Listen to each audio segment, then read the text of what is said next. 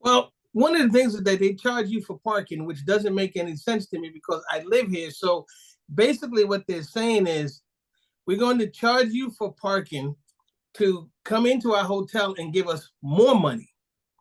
So in the country where I'm from, which is the Bronx, New York, we call that pimping. When I'm feeling down, I can't win. Pour a strong cup of coffee and I tune in. I'm waking on up to Java with Jim. I know my best day can begin. Yeah.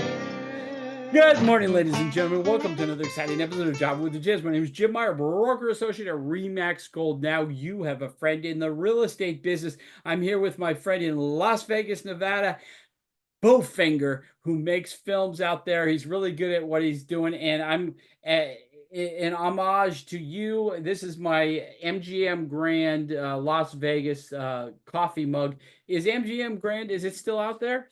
It's still out there. Is It's it still out. owned by Caesars now, or? You know what? That is a good question. I don't know who owns the MGM, and I don't really go to the hotels, being that I live out here. So I really don't go. Like I've been out here for 13 years, and I have never stepped foot in the Bellagio. Oh, really? You'd rather get ripped off by your friends and family than a giant corporation? Well, one of the things is that they charge you for parking, which doesn't make any sense to me because I live here. So basically, what they're saying is we're going to charge you for parking to come into our hotel and give us more money. So in the country where I'm from, which is the Bronx, New York, we call that pimping. Yeah, exactly. But think about it. If all you want are outsiders who are going to pay $100 for a buffet, you don't want a local guy getting free parking and taking up that space where they could be putting their hands in your pocket. So I get it. You know what? A pimp's got a pimp. So Pimp's got a pimp, even if it's MGM pimping. that's right. I'm not going to knock their hustle. Come on. What's the best thing about producing movies?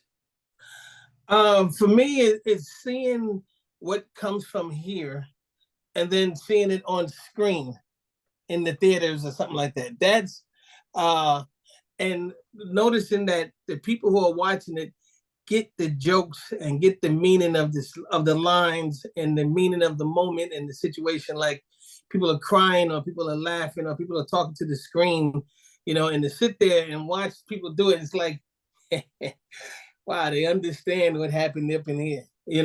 Right. Yeah. You know what I get a lot of? Hey, Jim, I don't understand. So you got to be proud. So you've got multiple movies available right now that people can watch. You want to tell us about some of those? Right now we have 4 that are streaming on Amazon and Tubi. If you see it on Tubi, you can see it for free. Right. And I just watched, the Las Vegas last night. Loved it. So good job. Thank you. If you watch yesterday's episode, ladies and gentlemen, find out how Bowfinger got what he got on the silver screen. So okay, so Las Vegas, what are the other ones? One Time, which is the number 1, and then Time. Uh-huh. That was one of my, and people think that's a classic. They love that movie, Right. And it's based off of a true story out of New York about 2 guys who pretend to be cops and they rob real drug dealers. Okay, cool. Then there's Family Blood, which was my second full feature that I completed. And it's a movie about 4 women who are female assassins. And the leader, her husband, gets promoted to LAPD detective. Oh, wow. Officer. And his first job is finding out who's doing the killing. Oh, it's his wife and her girlfriends. That is a thick plot right there. Okay. That movie is one of the most successful ones. Every quarter it brings in the most money. How? I don't know. Well, because it's an original concept. So you're awesome. So good. Yeah.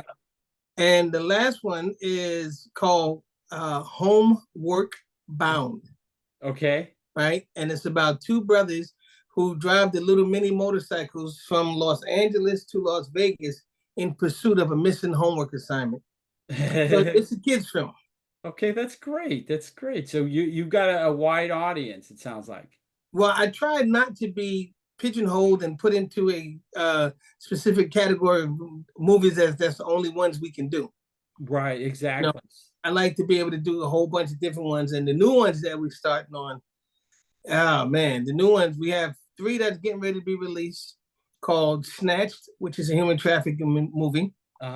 Runaway, which is a human trafficking movie, and a documentary, right, about the making of these movies. Ah, And this weekend, well, next weekend, we start our first table read on the LGBTQ movie, community movie.